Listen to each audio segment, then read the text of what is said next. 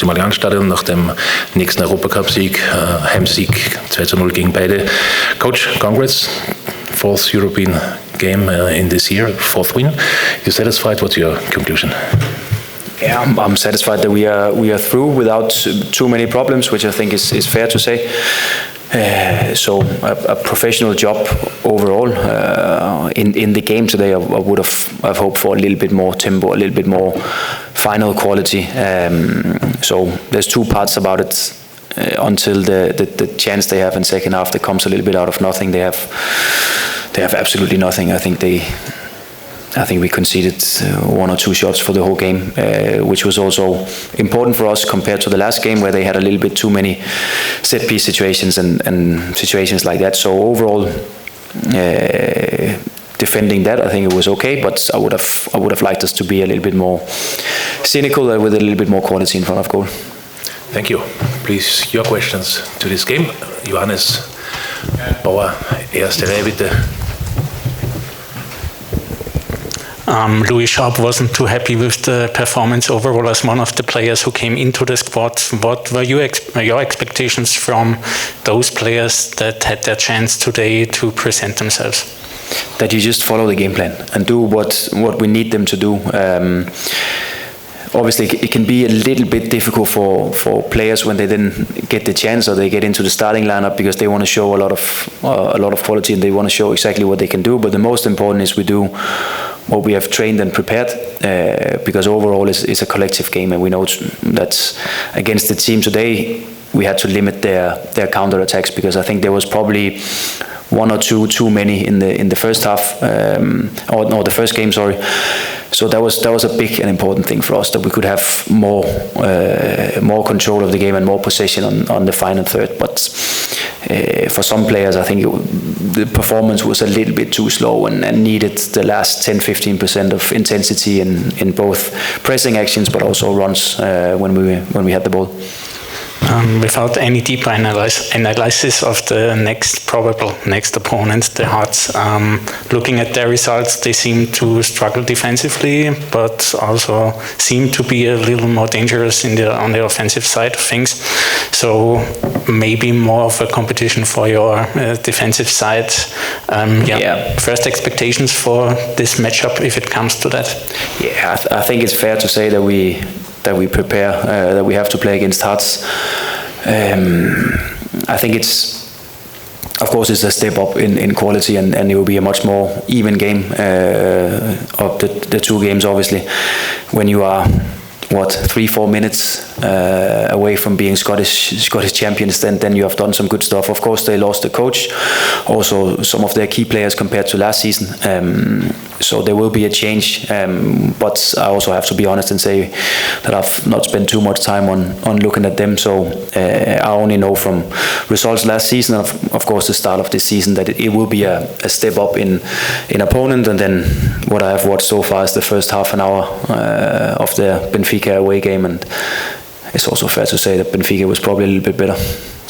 Any advantage in the upcoming analysis that you have material of 2 games against the Austrian side with Sturm Graz? Yeah, of course. We have to be aware that Sturm plays a little bit a different game to what we do. But of course that can give us some answers, and definitely a game we have to look at. And then we also going to send some staff members to the next game they play against Benfica, just to watch that game, and then we have to go through them like every other team. That we look at a lot of their games, we look at where we can try and hurt them. But of course it will be the most difficult task so far in Europe for us. But we're looking forward to it because we are in a good place. Thanks, Coach. Thanks, Johannes.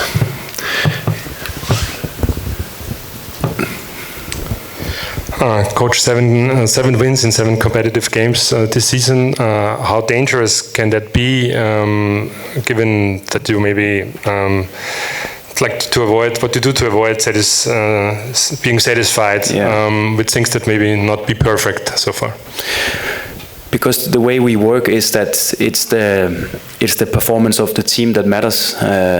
Results is a big part of professional football, and it's really important for us, obviously. But we analyze every performance like we normally do, and we also analyze this performance the same way. I was not satisfied in halftime, and I let the players know that even though we had a lead and even though we controlled the game, there was many things I was not satisfied about. So that's the way we look at it, and that's my constant message to the players, that of course we have to respect every opponent we play against, but it's mostly about our own performance and improvement in the team. So that's how we look at it. The 7 games we are happy about. We have done probably also what we could expect, and maybe a little bit more, but that's just positive. But if we don't continue, then it's worth absolutely nothing. So it's the behavior of players and staff and the quality in training and performances. Danke, bitte Renner. Yesterday you said there's no game you can waste, and we want to see how your team kills a game earlier. Yeah, did you see any development now today? Yeah, we killed the game, even though it was a little bit late. So there was a difference. No, I think I understand the question, but that was probably also one of my key messages in halftime, that we have to be able to create more chances, but also show a little bit more quality on the final third, because we had a lot of attempts and a lot of good situations that we didn't get enough out of. So that's a thing for us. We have to keep on working with and keep improving. What I liked was, again, the control in the game. That there was, from my side and from my view on the bench, there was absolutely no moments where it could be a little bit shaky or we could lose a little bit of control. And just, again, the fact that we limit them to so few opportunities and shots in the game, I think that's the positive side. What about the game plan? What was your idea? I was a bit surprised. Marco Tilio, first row as a striker, is 1 meter 63 centimeters, so crosses wasn't a game plan, or high balls or headers. But he played a great game, but didn't expect the opponent defensive, and wasn't a plan B to have high balls and create more power to the box? Yeah, that's obviously of course an option, and we have Erci on the bench as an option if we needed him, but he's also in a place where we need him fully ready for the game. So it was a little bit of obviously also thinking about the next game in our lineup. But then we saw from the first game that if we manage to push them back, they end up defending with a 6-back line and many players in the box. So it was about making the breakthroughs on the sides instead of in centrally, and to do that we needed some faster players and some better dribblers, and all the crosses try to make them as low as possible. A little bit like the goal we scored, but also some good opportunities in second half with some low crosses instead of the high ones. So that was the game plan, but obviously a little bit different from what we've normally done. Bitte. One more, sorry. You said all the players of your squad has the feeling they have a chance coming on in the first 11. I guess now you found your first 12, 13 players for the big games they are coming. If you look at the rotation and who's playing the league games and who's playing in Europe against the smaller teams. Yeah, it's fair to say that obviously we have some players that are like the main starters for us when it's really tough games for us. But again, there's a lot of competition, because who of the 3-4 centre backs we have available do you expect to start on Sunday? So there's still rotation and there's still big competition. Also the midfield. When Romeo is now coming back into the team, it's not that simple for us just to choose. So like I've said many times, it's about analyzing the opponent and finding the players with the quality we need on that specific game. But I'm happy we have competition. I'm happy that a lot of players makes it difficult for us to choose, but of course it's, like you ask, fair to say that there's of course 5-6 players that naturally will be in the starting lineup when we have a little bit harder games than tonight. Bitte. You've mentioned Romeo. How important is he for the balance of the team? And if he should leave the club, if he's going to leave the club in this transfer window, do you think it's necessary and a reinforcement, a replacement in his position? Yeah, he's important because to be absolutely honest, before this game, when we looked at the physical stats, Matti Seidel have probably played a little too much. So him we needed to be a little bit careful with today. So we make sure that he's 100% ready for when we need him. So it's good with Romeo coming back into the team, and I think also in his performance today, he looked like he's more than ready to be a part of that midfield competition again. And then to your last question, if we should sell him, of course there has to be offers that we think reflects the value of such a good player. But if we should sell him, we try to be as prepared as possible, because then I think we need an extra midfielder. Yes. Thank you. Any further questions to the UEFA Conference League qualification? If not, Hinweis schon gefallen. Hearts of Midlothian, so morgen kein Fußballwunder in Schottland passiert. Nächste Woche um 20:45 Uhr unserer Zeit das Auswärtsspiel. Rückspiel dann je nach dem Weiterkommen oder nicht Weiterkommen unsere Stadtrivalen Austria Wien. Wenn beide Wiener Clubs weiterkommen, Mittwoch 18:45 Uhr bei uns, sonst Donnerstag 19 Uhr. Coach, before the game, after the game is before the game, do you also have some thoughts for the next Bundesliga game against GRK? I think the next important game and a good chance to make 9 points from 3 games. Yeah, only a good chance if we do our job again, and if we match the quality of the first 2 league games that we have brought in. So that's the main thing for me. We spent some hours today with the analysis team and the coaches to look at GRK and again try to analyze where we think we can hurt them, but also of course where we have to be aware of their strengths. I think there's similarities to the Altag team, and some of the same movements they do, Altag also did to us. So that's something we have to be aware of. But I expect another hard fight in the Austrian Bundesliga, because there's no easy games, and every team knows that. And especially when you also compete in Europe, there's absolutely no easy games. So I will expect a hard fight, but also honestly to say that we go out to win it. That's our expectation. Thank you.